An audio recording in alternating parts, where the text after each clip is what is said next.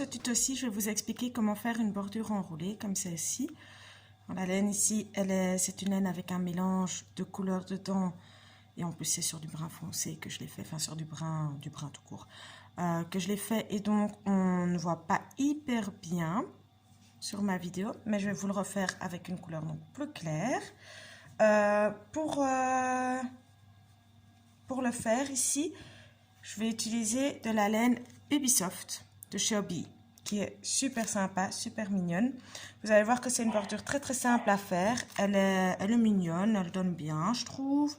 Et elle change un petit peu des bordures habituelles, classiques, en côte, que l'on voit sur quasiment tous les ouvrages.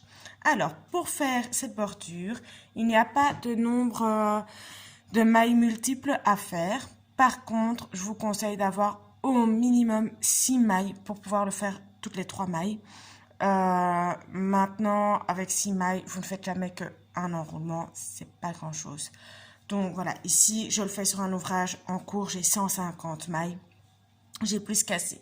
Le point que vous allez utiliser au début n'a pas spécialement d'importance. Donc, si vous faites un ouvrage comme moi, par exemple, je fais du point de riz double, et ben vous tricotez, vous commencez en faisant simplement votre point de riz double normalement.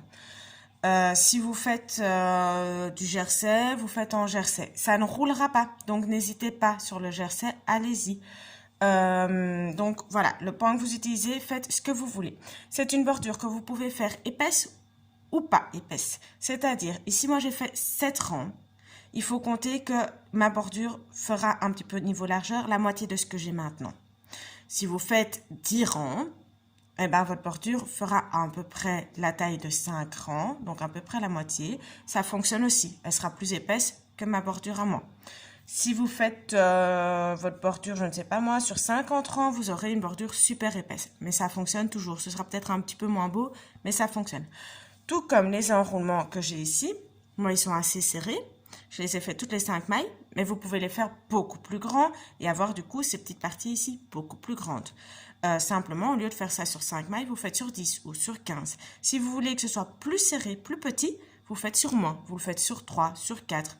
Comme vous voulez. C'est vraiment, vous pouvez la modifier un peu comme vous voulez. Donc moi ici, je vais vous montrer comment on fait sur 5 rangs. Mais faites comme vous avez envie. J'ai monté donc ici 7 rangs. Je vais faire mon 8e. Je vais simplement donc tricoter comme pour mon point. Donc je fais mes 5 premières mailles comme mon point me l'indique. Simplement. Si vous faites du jersey, vous tricotez simplement tout à l'endroit.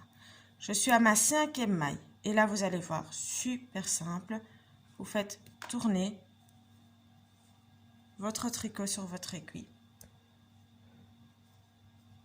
Voilà, comme ceci. Et puis, vous allez continuer votre point sur les 5 mailles qui suivent.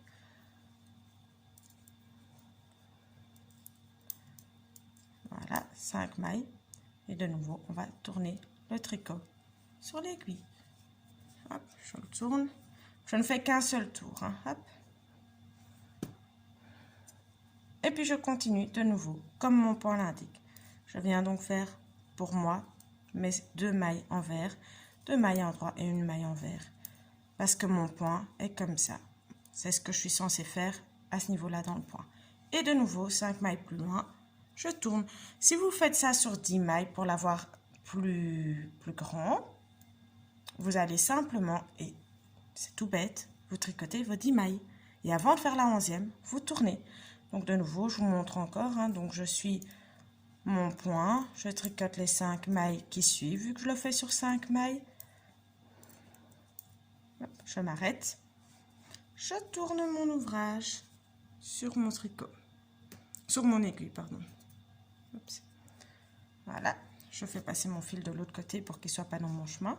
Et je viens repasser mon ouvrage du bon côté ici, pour que ça tourne vraiment. Et vous voyez, ça s'enroule.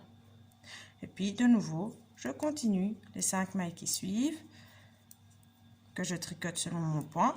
Hyper simple, hein. Vous voyez, vraiment, en tant que débutante, vous savez le faire sans souci. Vous tournez votre ouvrage sur votre aiguille, un seul tour. Hop, vous passez votre ouvrage de nouveau devant. Pour pouvoir continuer à tricoter, vous faites les 5 mailles qui suivent.